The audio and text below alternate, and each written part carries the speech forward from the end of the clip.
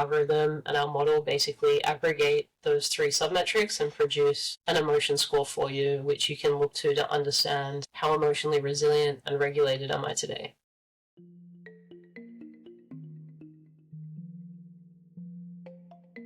This is the Metamorphosis Moment, a podcast from Noetic Consultants. We are researchers, strategists, trainers, and coaches obsessed with how change actually sticks. On our show, we have candid discussions with leaders who are embracing change, and we work to uncover what they're doing to help others achieve similar success. Just like with our clients, we bring our Noetic secret sauce to each conversation. We dig into the messy middle, finding human behavior and leadership factors that are making a difference, and sharing practical guidance that you can use in the moments that matter most. I'm your host, Nancie McDonnell Dougherty. Let's fly. We track our fitness, we track our productivity, and at least in my case, we obsessively track our sleep. For years, emotional resilience has been treated as something difficult to measure, a deeply personal experience that just lives beneath the surface. But what if we could better understand our emotional state the same way we understand our physical state? Today, I'm joined by Nicole Gibson, founder and CEO of In Truth, a company working at the intersection of biometrics, emotion, and AI. Nicole is helping pioneer a new approach to understanding emotional regulation and resilience through data from the nervous system, offering new insights into how we react to stress, recover from challenges, and show up in our lives and our work. In this conversation, we explore the future of emotional resilience, the role of technology in understanding human emotion, and why awareness may be the first step toward lasting change. In our episode today, we're going to dive deep into a topic that we really all need to pay more attention to, the future of our emotional resilience. Let's jump in.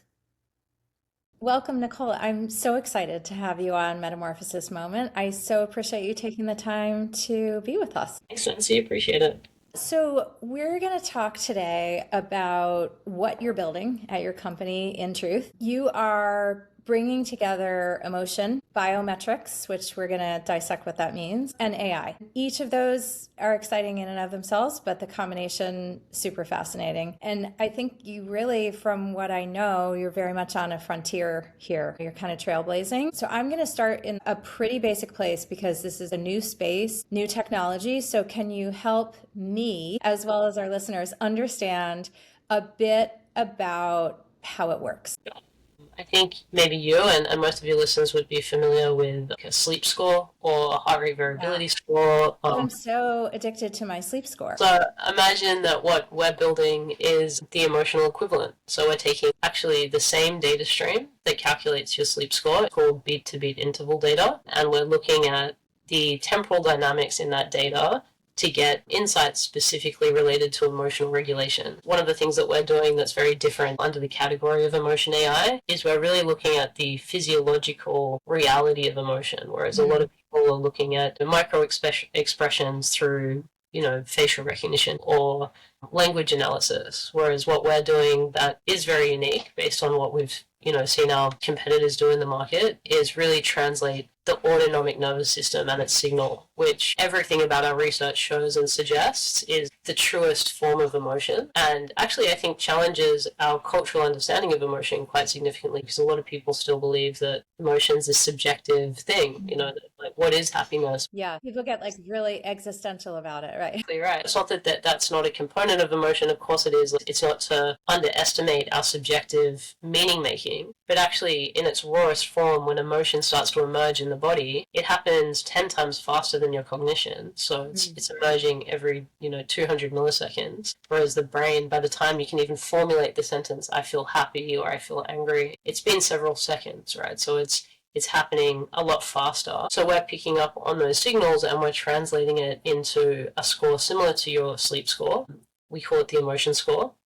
Out of 100, and it looks at 3 submetrics. So you know how your sleep score has deep sleep, REM, latency, the breakdown that constitutes the score. We look at 3 submetrics. The first is your capacity, so how much, let's say, reserve you have to deal with emotional dysregulation and triggers. Reactivity, so how reactive you are, how quick you are to trigger, and your rebound, how quick you are to return to your baseline once you're in a triggered state. And our algorithm and our model basically aggregate those three submetrics and produce an emotion score for you, which you can look to understand how emotionally resilient and regulated am I today. Got it. So I'm going to give you an example and then let's like pull it through just to make it really tangible. I'm not super proud of this, but I got very deregulated yesterday. And I really pride myself on being pretty calm and being pretty patient. I do a ton of yoga. I have been told I have a calm exterior generally. That doesn't mean what you're feeling inside, right? So I got a new computer and I thought I had dealt with all of the stuff across the weekend. And yesterday morning, I didn't realize that somehow my phone was mirroring to my computer. And I'm really strict with myself about no text on my laptop because I find it distracting. And not only was my text like popping to my laptop and I thought I disabled it and I couldn't disable it, but it like my text was going nuts and it's ding, ding, ding, ding, ding, right? And that just set me on a path. And I was so pissed off. And it's really like silly as I sit here and talk about it, but I got really mad and really frustrated because I was having trouble disabling it. So thinking about those submetrics, like just talk a little bit about what maybe my body was doing. I mean, I can tell you what I was doing. I was cursing. There's the signal happens before the behavior. One thing I will say before we talk through how that would have shown up in our model, people have this misconception that actually our latest research publication disproved, which is when you're feeling kind of frustrated or anxious, the common kind of cultural and therapeutic mantra is, well, you just need to calm down. And actually what our research showed, our react and rebound model applied to anxiety, that people who are more reactive but quicker to rebound actually have a much higher sense of morale. Interesting. So like kind of get it out and then move on. Exactly, yeah. So their nervous system's more agile. And, I think about even in the context of my life, I'm the CEO of a company, there's stress all the time. Trying to avoid stress would kind of be. Yeah, as a business owner myself, I would say futile. Yeah. But what we can do is be really quick to rebound. And you can actually see that in some of the ways that we visualize the metrics. Like, for example, in your instance, probably that morning, your capacity score starting out would have been lower. So we would have been able to see, okay, today is not the day to put yourself in a hyper frustrating situation because you're probably going to have a higher react and a lower rebound. So the capacity kind of is the master metric in that sense, which you can look at your day and be like, okay, how much should I be moving into situations that I know are going to irritate me or annoy me? Oh, that's so interesting. So that's like your baseline of knowing. Yeah. I mean, kind of like sleep score. If your sleep score is low, it's like, okay, go carefully today. Exactly, yeah. And then if your sleep score is low and you want to look deeper into your data, you can see, well, was it low because I didn't get enough sleep or did I actually get 8 hours but I only had 30 minutes of deep sleep? Physically, you learn to interpret the data, right? If you understand sleep data, you'd know that deep sleep is crucial for physical recovery. So if that was the reason my sleep score was low, that then helps inform how I want to structure my day. Maybe I'm not going to go do like a really heavy workout at gym that day because I don't have the physical reserve based on my sleep. So you can understand our metrics in an equivalent way. So your capacity probably would have been lower for you to be that irritated, or maybe not. Maybe it was just exceptionally irritating. Right, maybe a little bit of both. Yeah.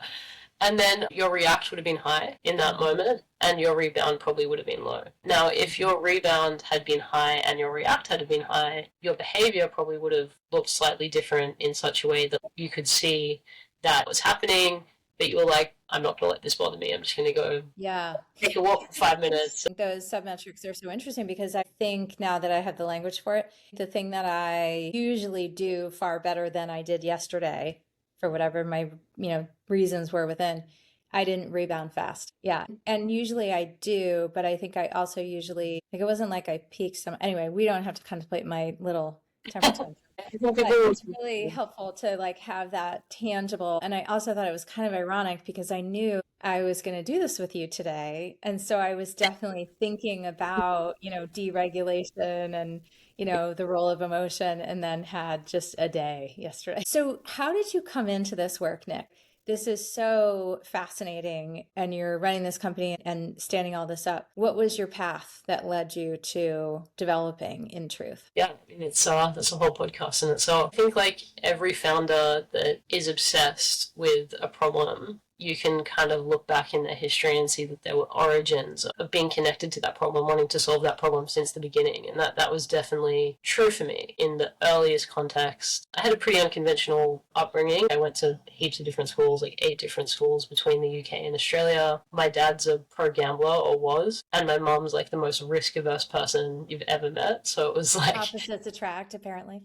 yeah, super opposite. A dad that's very genius and like loves risk. And then a mom who's very cultured and hates risk. And I was the baby of the family, much younger than my brothers, like 12 and 8 years younger than them. So I think that in itself, the older I get, the more I realize that was a unique kind of experience of the world where I was always kind of in observation mode. Especially being like new almost every year at school. Like I was the new kid every year. So And being the youngest, I'm a youngest, and I think youngest have an opportunity to observe in the household, totally.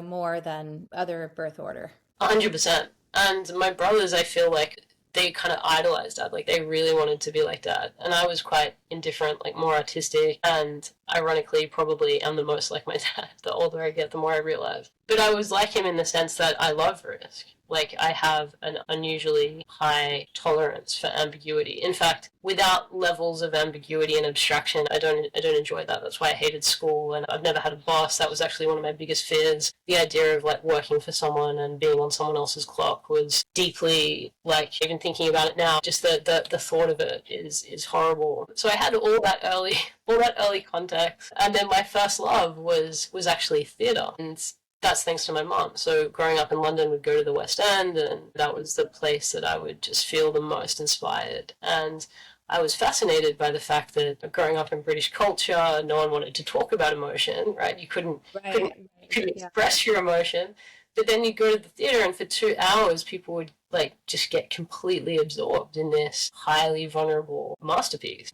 It was like all of a sudden you'd walk through the doors of that theatre and you'd get given permission to feel. And that really moved me to the point that I ended up pursuing theatre when I was 14. I left mainstream school to act, and I was trained in a style of theatre called Meisner, which is a kind of a method acting, but it's kind of different to other acting at its core in the sense that it teaches you to be 100% yourself under the given imaginary circumstances. It's quite spiritual in its teaching, because it basically suggests that the ego is going to constrain your ability to see who you really are, which is not your identity. You're cast in a role, like a murderer or a liar, something that your, identity, and most people, I'd say, you resist the idea of being that. Most people would. Yeah. Well, this is the thing, because the truth is in everyone, and it's not that very, very, very small percentage of the population will ever enact it. But these parts of us, everything that you can perceive in the world is you. And it's a very big concept to be confronted with as a 14-year-old. So that of derailed kind of my sense of identity and made me fall in love with expression and emotion. But I also have my dad's mind. I'm very analytical. So I kind of laugh now that I'm building a technology on emotion, because it's a weird intersection. People that love emotion don't generally end up in technology, and people that end up in technology generally have a resistance to emotion or sort of a disconnection from it because it's so cerebral. I'm just smiling so much because I have a book called How Senior Marketers Scale the Heights, and marketing is my craft, and the book is all about how in the marketing, if you want to get to the top, you have to be able to span the range of art and science, which is really all about leveraging the emotional side, the creative side, the ideation, and you have to be able to be analytical and steep in data. And most people do lean one way or the other, but the best marketers who really rise to the top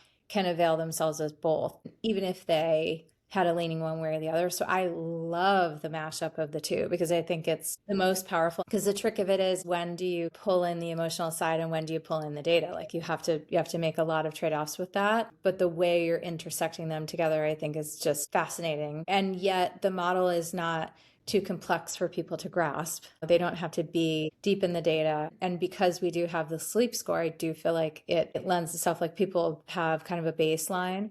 So I want to ask you, because of course, as a marketer, I always have to understand like who's the audience. So for this, who would you say is like your core audience that you think will embrace this the most or even need this the most? I would say the core person we build for, controversial thing I'm about to say, is not necessarily the ICP that we market to. And that's because we build for the end user. Like everything we do as a team is to impact the life of the end user that's using in truth, because that's their data. Nothing's more personal than, Right. I don't there's a more personal data set, honestly, that exists. Like it's a translation system to your nervous system. We've built an fMRI for your emotions. For the first time, you can actually see the inner workings of why you do what you do. I mean, that's the data behind 90% of your decision making. That is an astounding statistic. But, yeah. And we think we're rational, right? Because we haven't had data to really democratize the understanding that actually humans are completely irrational. Like we rationalize our irrational decisions. That's how we operate. And actually, that's been something that's been frowned upon. And I don't know, maybe because I am an artist, I feel really evangelistic in that sense, that actually that's something that we need to celebrate and embrace, like our spontaneity. So we are built on emotion. Yeah, that our spontaneity and our irrationality is actually the most important and beautifully human part of who we are, especially in this rapidly evolving technological landscape. The one thing I believe that superintelligence and artificial intelligence isn't going to be able to replace is the spontaneity of how a human can act because of our nervous system. So then why do you say that your ICP is different than who you build it for? Because we're selling directly to a coach for their clients. We're selling directly to a manager for their team as a performance tool. And of course we want to build for them. Like that's important. They're the ones paying for the product. They love it.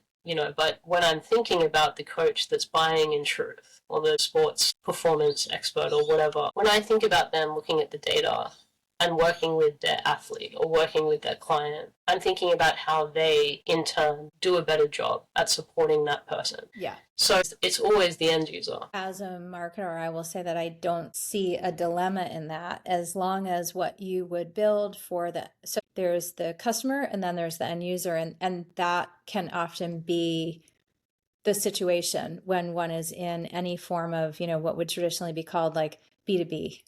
Right. So if I am making commercial cleaning products, I'm going to sell it to the restaurant. But I really want it to function at its best for their customers. I think it's only creates conflict if there is conflicting priorities between what would be wanted by one, or the other. So it's really just looking to figure out how you can like harmonize that. So is it for managers, for coaches, is it in primarily a business setting, a combination of athletics and business and other, or where is your kind of best playground for that? Wellness coaches, I'd say, are our most rapid adopters, and it's because they have been looking for this data. So the nature of the sales conversation is like, oh my god, I've wanted this to exist since I started. Yeah, which is fantastic, right? Yeah, you created the thing that I've been thinking about for 20 years, and that's an amazing feeling, obviously. And even the high end, what I would call kind of ultra luxury wellness, we have some really interesting clients that we've started to work with now, and the use cases there are kind of really insane, like property development that is optimized for wellness and longevity, and looking to integrate our data into the smart system of the home so that everything environmentally supports your emotion regulation, and then building agentic features that would give you an agent that you can give a budget to that manages your wellness schedule and optimizes, because we understand how does a sauna affect you differently to a yoga class, to a hyperbaric chamber.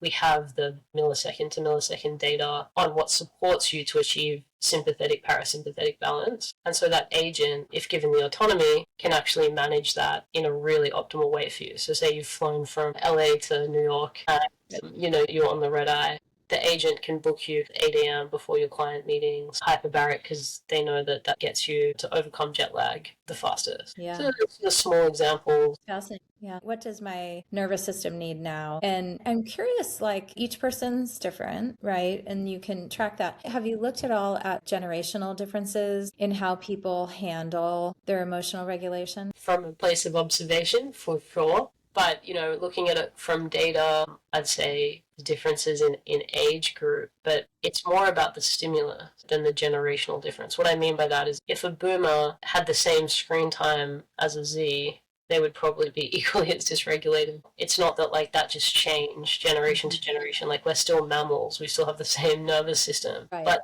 the stimulus between the pace of a boomer's life and the stimulus that they're digesting, I would say is with how even tech's accelerated the last 5 years, probably sitting at like a 20x slower than a Z, like in terms of what they're inputting every day. Yeah, what that threshold could be. Better for the nervous system, actually. If your stimulus is sitting and watching a show at the end of your night, and that's the only kind of screen time you're having, like you're probably going to be healthier in terms of your nervous system than someone that's digested 12 hours of screen time that day with short form content.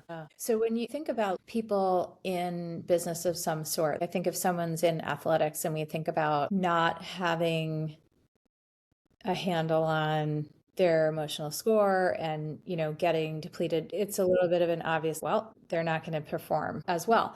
But if you think about it in a business setting, it can be a little bit more subtle. What do you think, I guess I'll call it like expensive aspects of leaders in business not caring for their emotional, I'll call it kind of the rebound part, right? The recovery part. Yeah. I mean, enterprise has been really interesting for us. And I say that because I got pretty annoyed with talking to enterprises in the early days where I was like, you guys are definitely going to adopt this tech, but you're so annoying to deal with that like you can be our late adopters, not our early adopters. Tell me what's so annoying. This is the world I live in. So tell me what's so annoying. I want to know. Just like, we're a very agile, innovative team. There's 13 of us, but you'd think there's 50 of us. We work very quickly. Everyone in the team's a gun. There's no bureaucracy. I really adopt Musk's kind of view around bureaucracy. Like, as soon as you see signs of bureaucracy, you need to tear it down. And, an enterprise is obviously the opposite. They just love creating unnecessary roadblocks. Yeah, it's kind of like your mom and your dad.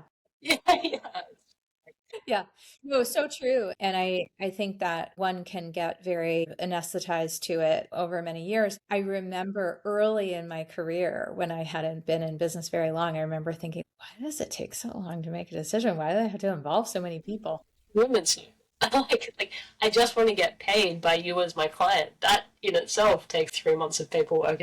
I joke, and actually we do have clients that are progressive in the early adopters, and it's great. But what I was going to say is with enterprise, we've had to find really specific pain points. We're yet to find a company progressive enough to be like, this is just really amazing data, and we want to understand our people as much as we understand our Salesforce deal pipeline, which there's obvious reasons why that would be a great thing. We use it internally. Like I use our in-truth data as a team, and I can look at team coherence. I can look at how people respond to different management styles. There's so many different insights I can get from the data because I'm committed to using the data. But in enterprise, we've actually found these really interesting niches, and it's been mostly in companies like superannuation companies, which in APAC is like, it's like 401k that is compulsory. Out of every paycheck as an employee, you have to pay superannuation. So these funds have, billions of dollars under management. I'll give a real use case. So 5 years ago in Australia and New Zealand, during COVID, the government's made it legal for you to withdraw your super. Historically, you can't withdraw your super. Like you can only access it after retirement. So it's a compulsory retirement fund. And they did that because people were going through financial hardship. And what they noticed when they first did that is the people making claims were taking thousands of dollars out for something really extreme,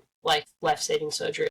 Fast forward, the economy is going through such a difficult moment. People are calling and trying to withdraw like $500 to pay rent. Obviously, their claims are not getting approved. Apparently, what's happening for our clients is the people that work in these claims offices are getting met with a lot of aggression, violence, and even sometimes suicide threats. And these are like 20, 21-year-old kids basically in these offices. They have a quota of calls they have to make a day. And in some of these organizations that we've spoken to, it's this problem they have no idea how to solve. In some cases, these people are turning up physically to their offices to sort of threaten violence. Wow. I was talking to my bank manager the other day, not even related to business, just my personal banking. And I noticed that she was wearing an Apple Watch. And I said, is that a product that the bank has gotten you to wear? And she said, yeah, it's actually because sometimes we get people coming in and they're aggressive, and our manager can see if our heart rate accelerates when we're at our desk, and it's seen as a warning sign. I'm thinking as well, healthcare. One of the things that's happened that has amplified in recent years is really needing to care for the safety of the healthcare workers, in particular the ER. But people coming in, they're not well. But now there's just so much work that has to go into trying to keep the workers safe. Yeah, for sure. Healthcare and frontline workers in general, police, firefighters, EMTs, people that are working in high stress, high stakes jobs. But what we've found when talking to these clients, it's not enough to just say, hey, here's the data. Invest in understanding the data and make your own decisions. They want us to solve the next part of that. That's exactly what I wanted to ask you about. Sometimes my husband and I laugh, like we were always looking at our sleep score. Mine is always better because I'm a better sleeper. Not that it's a competition, but and it's like, well, what are you doing about it? Right? Yeah.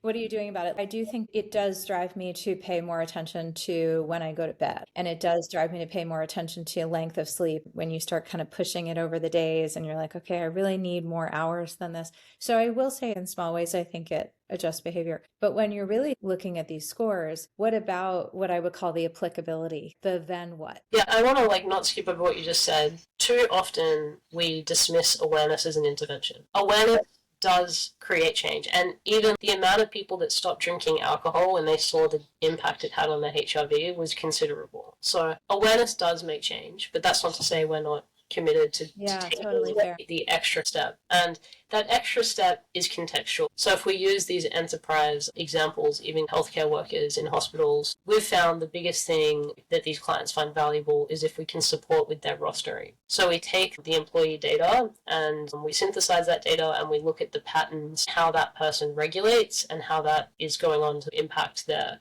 morale at work, their ability to make good decisions, etc. And we can suggest personalized rosters for the employees. It's not even necessarily here's a roster over a month. It could just be this is how the person needs their day structured to make sure they're staying in a regulated state. When we can deliver the data like that, it's super valuable because they're like, I wouldn't have known how to do that. Right. And each person's different. So this whole idea of as a manager, you really want to manage people the way they need to best be managed, but they don't wear it across their forehead. So you don't know how to do it. And actually more remote teams, so it's becoming even harder. The conflict in one of the clients that I'm thinking of is their case managers were getting constantly judged against the amount of calls they were making, but they were in distress. So it's healed that tension for them because now they can see, okay, this person wasn't being lazy. This person was actually really struggling and it was the right thing for them to take an hour, not make any calls and kind of reset. Have you looked at the remote from live? I often have thought that because we so suddenly went into remote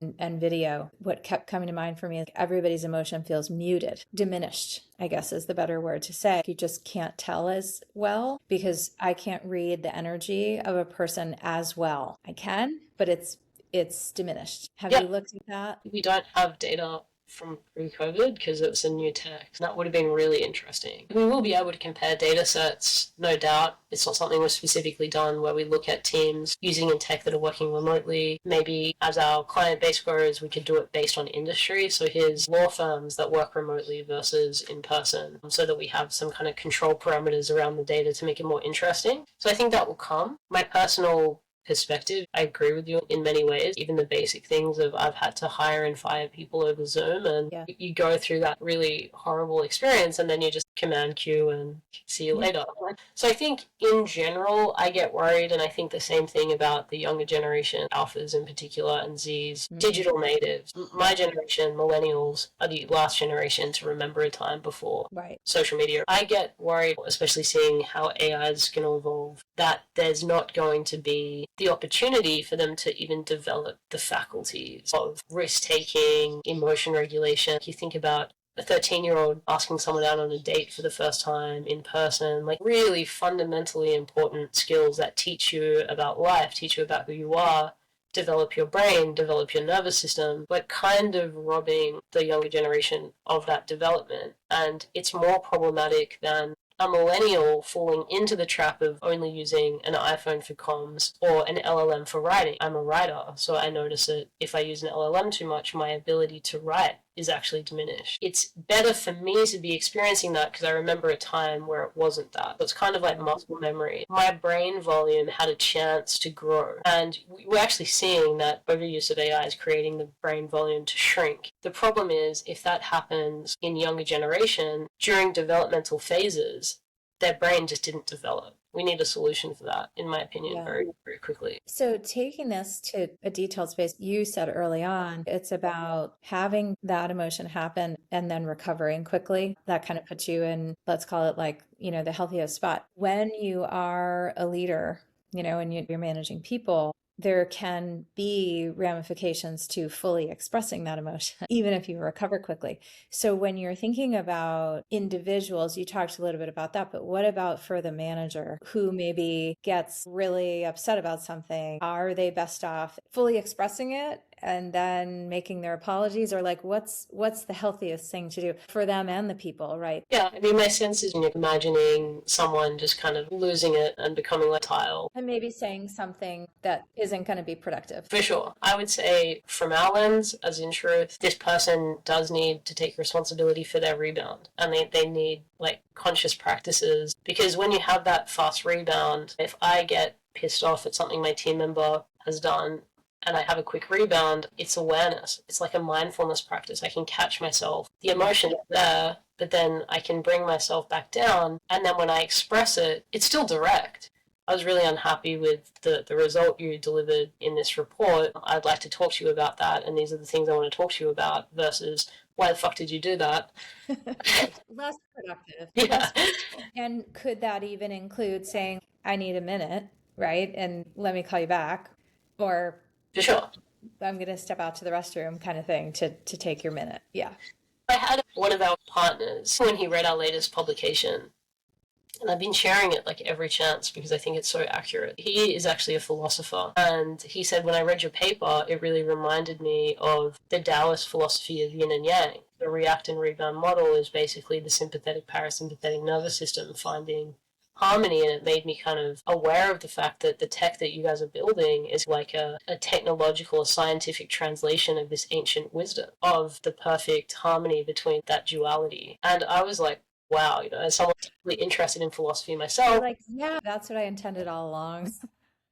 in some creative way, it kind of is, actually. It is, as you said earlier. I mean, you wouldn't have necessarily said that you went back to ancient times and, took yin and yang and resurrected in so many words. But it's exactly what you were saying about the emotion side, the analytical side, and the power of pulling those together in the name of understanding that we are 90% driven by emotion. So use data to understand it. I know being a CEO is very challenging. We could do a whole other podcast on that. But are you finding it challenging in what you're building? Like, is it seen as controversial? Do you get pushback on it? You definitely have a set of your audience that's saying, where have you been all my life? I need this. But there is sort of this aspect of tracking people. So I'm just curious how that's coming up, or if it is. Yeah, for sure. We've had like media coverage that has sort of slammed us because of surveillance tool. I saw some of that. That's why I'm asking. I always I invite it. It's good that we have people that scrutinize new technologies. From my stance, we didn't kind of get to touch on my professional history, but anyone that looks deep enough, I think it's not hard to see how much integrity I have as a CEO in building what I'm building and why I'm building it, both in policy and in the nonprofit space before I built this company, which in itself was a really interesting additional lenses. Like I had this philosophical artistic lens and then a grassroots change through my nonprofit, really understanding the problem in reality on the ground, not just in a theater room, and then through policy, where you see the way high level decision making is influencing this core problem of us not feeling emotionally balanced and emotionally well. And I came to a point where I loved my career. After I left my third term as a commissioner in Australia, which is an advisory position to the Prime Minister, I left that at 25 and I wrote a book, a philosophy book. And the 3 years after that, my life was just the best. I traveled the world. I got to meet amazing people. I really got to connect to like rites of passage and initiations across borders, deep ancient philosophy. Nothing in me from a fulfillment point of view where I was like, I need to build this technology to be like rich and powerful and whatever. Like I'm going to go back to what I was doing after I built this company.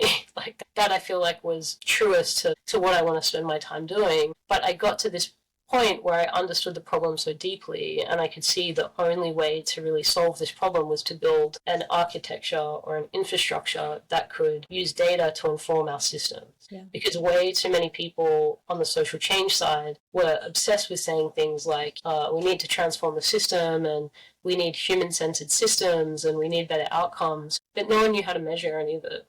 Right. Yeah. And I could see that was never going to get cut through because I was in those conversations and I was a part of that decision making. And as someone that deeply wanted to invest in community and preventative health, you can see why that doesn't happen. And that's aside from kind of the level of systemic corruption that exists in healthcare, and that's a whole other podcast in itself. But long story short, I got to a place where I recognized that if we really wanted to make meaningful change here, it had to be something like an advanced technology that could solve the problem of hyper-personal data, but at scale. And I resisted doing it. I was like, I knew what was ahead. Like I knew how hard the journey was going to be. Yeah, because you're building from scratch, right? Yeah, exactly. And I went from just having the most amazing life living between the Mediterranean and Australia and beautiful locations, like living in downtown LA and moving to San Francisco in the Soma district. Like for anyone that understands, like it's not paradise. And I'm so grateful. Like I'm so grateful for those experiences and who I am as a person 6 years into building this company. I'm someone that I never could have become unless I made that change in terms of my understanding of self and just the solidification of my values and my understanding of the world. So grateful for what this journey's made me. But all it's done is just crystallize how much it's not about those things for me. It's really about the impact. And I've seen firsthand, I've managed building this company more money than I've ever managed. And I've been the most financially stressed I've ever been. Money, having access to capital does not make you feel rich. No, there's such a responsibility to it, for sure. Yeah, and the more you have to manage and the more responsibility. I really believe the Buddhist philosophy in that way, that the happiest you can be is when you have enough to meet the means of the life that you want to live and no more. It's to really have that balance and that harmony. And I feel grateful to not just say that as a platitude, but to actually really know that. And also, I grew up in an environment where I would see large amounts of money come and go. I remember a mentor asked me when I was 18, draw your relationship with money, and I drew a wave. So I've always had that kind of relationship with it. And actually, the more I've studied the psychology of money and things, I didn't mean for it to be, but it is kind of like $1 billion mindset. Millionaires have this way of not really being attached, and it means that money can come to you more easily because you're not resisting it. It doesn't affect your nervous system as much. So that's all cool. But at the core, for me, this is about building a technology for the new earth. I think that we're going to see whole societal collapse in our lifetime. But with that, I don't see it as dystopian. I see it as an opportunity to rebuild. And I think we need technologies like this that can help us build systems through a completely different lens. Yeah. Can you paint a picture? I mean, it's such a massive question to ask you, but tell me what you see when this technology has taken root in a way that it's making the impact that you see. What does that look like in a day-to-day way? In a day-to-day way, it's the merging of the inner and outer world. And I think part of the conflicts and the difficulties that we have with modern Western civilization is that the outside world expects something very different to what you feel on the inside. Amen. People constantly live in that tension. Yeah. When we have technologies, even think about the use case that's starting to emerge for us around environmental integration, to actually build environments that are in harmony with our bodies. This is the opposite of working in corporate America the last 50 years, where you're under fluorescent lights in a cubicle, never outside, never see the sun. This is so bad in so many ways. Blue light toxicity, no fresh air, bad circadian rhythm, alcohol every, lunch and dinner. That is not human flourishing. And yet that's been idolized as success, which is crazy. So I think technologies, like in truth, are going to be a bridge between the inner and outer world, which if you think about, every spiritual scripture has said a version of the kingdom of heaven is within. It's when we learn who we truly are that the external world can reflect a more utopic version of reality. And we can feel safe that we can be that on the Yeah. outside.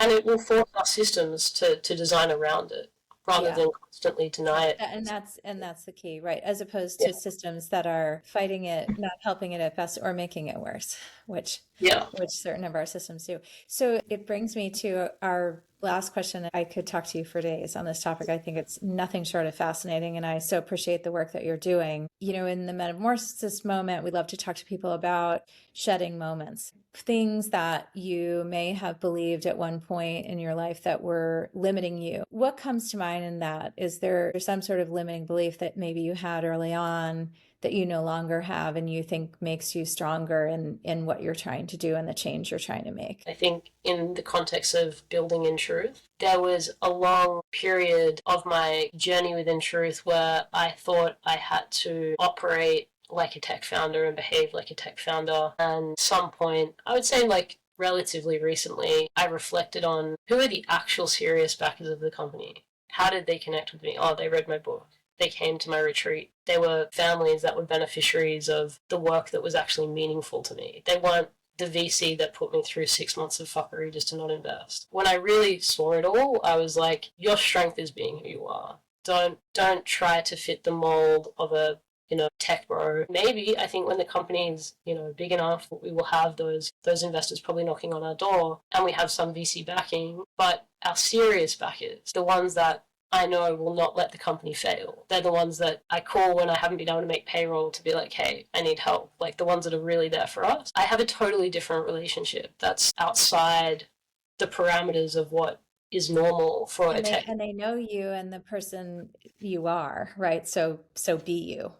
Yeah, exactly. So that the limiting belief was actually not my limiting belief. It was putting myself in too many environments where other people's disbelief was rubbing off on me rather than my world, which is very different to the tech world. My people, they believe me and they believe in me and they want to back me because I've decided to take on this audacious path that's quite different to where we've all come from. And that's actually a strength.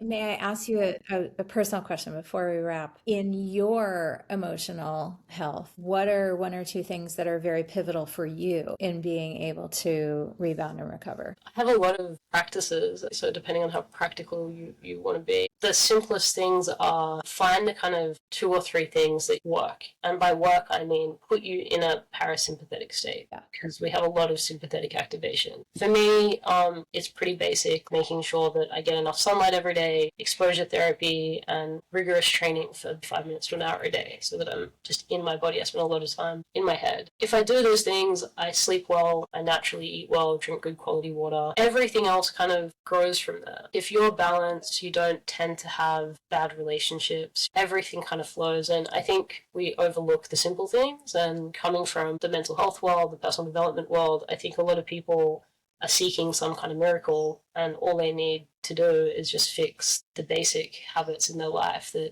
that make a good day a good day. Yeah, same. Yeah. Same for me. And just getting sunlight, ideally daylight, outside. Just get outside and move my body every day and drink water. The days when I get super busy and I don't drink water the next day, I just feel terrible. And I'm like, you know this already. Just do it, right? Well, Nick, I so appreciate you spending the time. I think this area of the work that you're leading is beyond impactful. I'm super excited to see where you go and where it goes. I hope that we've given our listeners so much to think about and look forward to, and also steep in right now. There are things that we can all be doing right now to regulate ourselves. And I do think that this has applications even amongst the slow moving enterprise businesses, but really for every individual on the planet, truly. So thank you for the wonderful work you're doing. Thanks, Nancy. Appreciate it. Thanks for listening to The Metamorphosis Moment, a podcast from Noetic Consultants. If this episode made you think about what's next for your team or about a challenge you're currently facing, we'd love to hear from you. We often help leaders think through complex issues to realize the change they seek. Until next time, trust the transformation and make it stick.